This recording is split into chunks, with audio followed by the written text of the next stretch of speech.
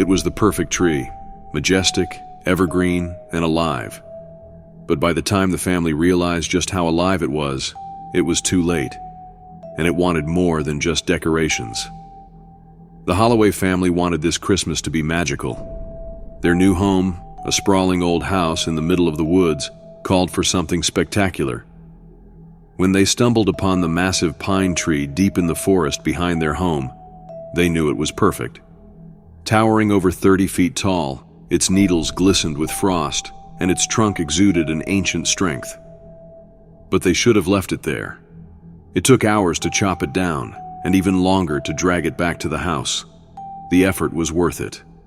Decorated with hundreds of sparkling lights, glittering ornaments, and a glowing star at the top, it became the centerpiece of their home. Guests at their Christmas party called it breathtaking, though one old neighbor muttered something about disturbing the woods. The family laughed it off, drunk on holiday cheer. That night, as the house fell silent, the first whispers began. Ellie, the teenage daughter, woke up to a faint rustling sound. She padded downstairs, her phone flashlight cutting through the darkness. The tree stood still, regal as ever. But something was wrong. Several ornaments, ones she swore were placed higher up, were now clustered at the base, almost as if they had fallen or moved. Must have been the cat, she whispered, but the family cat Muffin was nowhere to be seen. By morning, Muffin was still missing. The family assumed she had snuck outside, despite the freezing weather. No one thought to check the tree. The whispers grew louder the second night, like the creak of ancient wood bending in the wind. This time, it woke Jake, the youngest. He tiptoed downstairs, drawn by a faint glow coming from the tree. He reached out to touch a low-hanging ornament shaped like a gingerbread man. The branch moved, not like a sway from the wind, but a deliberate jerking motion. Jake yelped and backed away, knocking over a chair. His parents rushed downstairs, dismissing his babbling about the tree grabbing him as a bad dream. But the next morning, Jake was gone.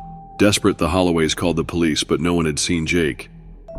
The officers noticed nothing unusual about the tree, despite its towering presence in the room. That night, Ellie and her parents sat in the living room, staring at the tree. "I don't care how beautiful it is," Ellie whispered. "It's creepy." As if in response, the lights flickered. When they steadied, the ornaments had shifted again. This time, they formed a perfect ring around the base, almost ceremonial. Then the whispers began anew, louder now, a chorus of unintelligible murmurs that seemed to come from the very heart of the tree. Ellie's mother, Lisa, was the next to disappear. She stayed behind after the others went to bed, determined to solve the mystery. Hours later, a blood-curdling scream shattered the night. Ellie and her father ran downstairs to find only the tree, its branches thicker, darker, almost pulsating. Among the needles was something shimmering, a golden bracelet that had belonged to Lisa. "We have to get rid of it," Ellie screamed, but her father froze, entranced by the tree's eerie glow. "Maybe. It wants something," he muttered, his eyes glazed. Ellie was alone now. Her father hadn't come back after sitting beneath the tree. She swore she saw it move, its trunk splitting open just enough to swallow him whole. Terrified, she doused the tree in gasoline, striking a match with trembling hands. But the whispers turned into screams, a cacophony of voices begging, threatening, pleading. The tree's branches lashed out, snuffing the match before she could drop it. And then she saw it. Her family. Their faces stretched across the bark, mouths open in silent screams. Their eyes moved, following her. The tree wasn't alive. It was alive because it had absorbed them. The next day, a new family moved into the Holloway house. They admired the massive tree left behind, still standing tall and proud in the living room. "It's perfect," the mother said. And deep within the tree, Ellie's face joined the others, her eyes wide with terror. They never should have disturbed the woods, because some trees aren't meant to be taken.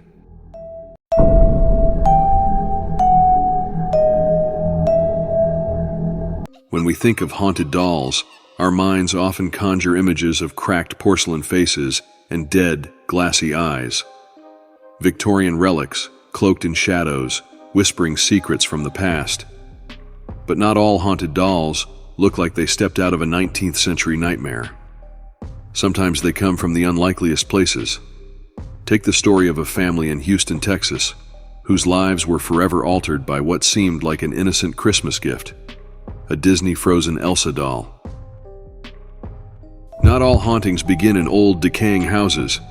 Sometimes they begin with the things we bring into our homes. Objects we trust, objects we cherish. This is the story of a family in Houston, Texas, whose lives were forever changed by what seemed like a harmless Christmas gift, a Disney frozen Elsa doll. It was Christmas morning, 2013. The living room was alive with laughter. Wrapping paper littered the floor as a young girl tore open her most anticipated gift, a Disney frozen Elsa doll.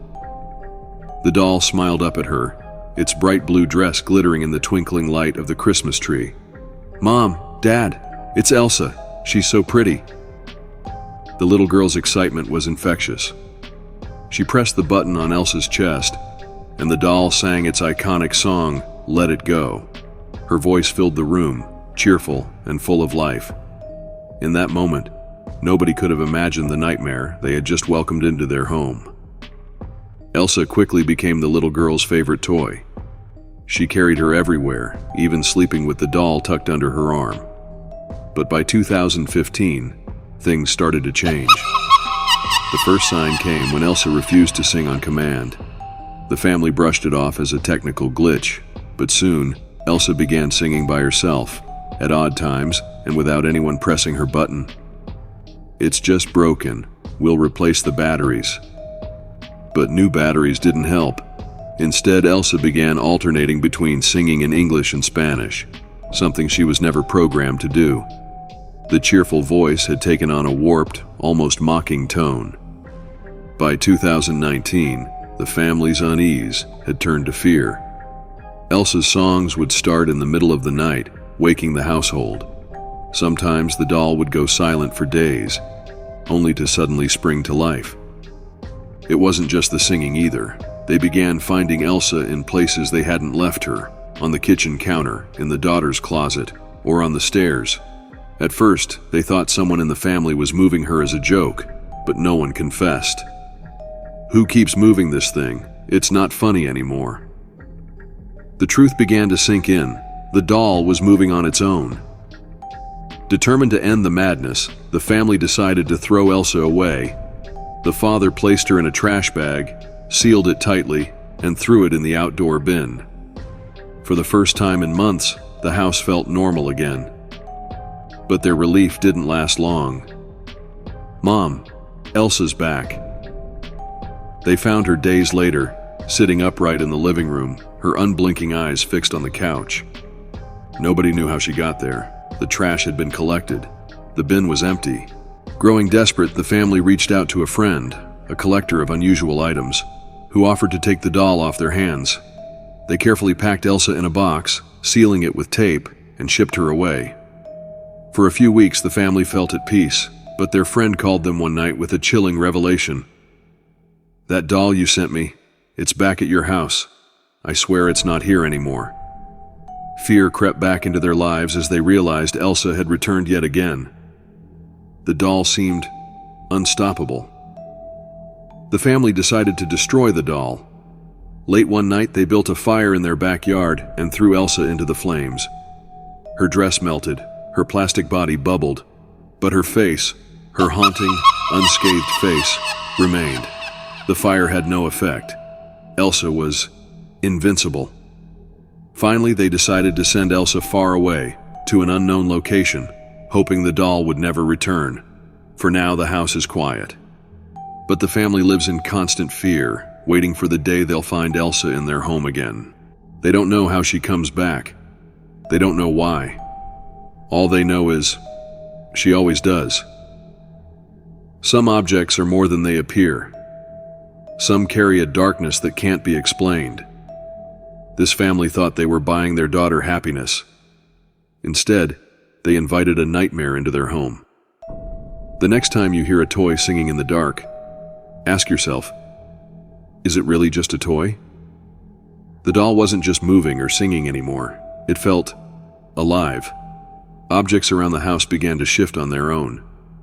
The family would find picture frames knocked over, furniture slightly moved, and doors that had been locked mysteriously left ajar. But it was the voices that truly broke their sense of safety. "Mom, I think I heard her talking to me last night." The little girl swore she heard Elsa whisper her name in the dark. At first, the parents dismissed it as a child's imagination. But then, the mother started hearing it too. A faint, melodic voice calling her name from the shadows. The father, ever skeptical, brushed it off. That is, until he woke one night to find the doll sitting at the foot of their bed. Desperate for answers, the family began researching the doll, hoping to uncover some logical explanation for what was happening. They found stories of similar experiences, objects moving on their own, toys that seemed to have a mind of their own. But one story caught their attention, a tale of another Elsa doll, sold in the same region, that had been blamed for a series of tragedies. The doll had belonged to a family who claimed it was cursed, bringing illness and bad luck. They too had tried to get rid of it, only to have it return. Could it be the same one? Number, that's impossible. The connection was impossible to ignore. The family began to believe they hadn't just bought a doll. They had inherited a curse. As weeks turned into months, the doll's presence began to affect the family's mental health. The little girl, once full of joy, became withdrawn and quiet. She refused to sleep in her room, terrified of being near Elsa. The parents started arguing more frequently, their nerves frayed by sleepless nights and the constant fear of what Elsa might do next. Even the family dog, normally cheerful, began cowering and growling whenever the doll was near. "This is tearing us apart. We have to end this, somehow." But how do you fight something you don't understand? How do you stop something that refuses to be destroyed? In their desperation, the family turned to a paranormal expert. A local medium agreed to visit the house, her expression turning grim the moment she stepped inside. The medium claimed the doll carried a dark energy, a presence that was feeding off the family's fear. She performed a cleansing ritual, chanting over the doll and sealing it in a blessed box. For a moment, it seemed like the nightmare was over. "Do not open this box. Keep it sealed and take it far away." The family followed her instructions, placing the sealed box in a storage unit miles away. But even that wasn't enough. Months passed without incident. The family began to relax, believing they had finally rid themselves of Elsa. But one night, a knock came at the door. The father opened it to find no one there, only a box, sealed with the same tape they had used months ago. He hesitated, his heart pounding, before prying it open. Inside was Elsa, her blue dress pristine, her unblinking eyes staring back at him. How is this possible? That was the last straw. The family packed their belongings and moved far away, leaving Elsa and their memories behind. For now, the doll remains in that house, waiting for its next victim. Some objects aren't just possessions. They carry something darker, something that defies explanation. The Houston family thought they were buying happiness. Instead, they brought a curse into their lives. Elsa still exists out there waiting. Perhaps she's in another home now, singing her cheerful song, biding her time. The next time you hear a toy in the dark, ask yourself, are you truly alone? Are you truly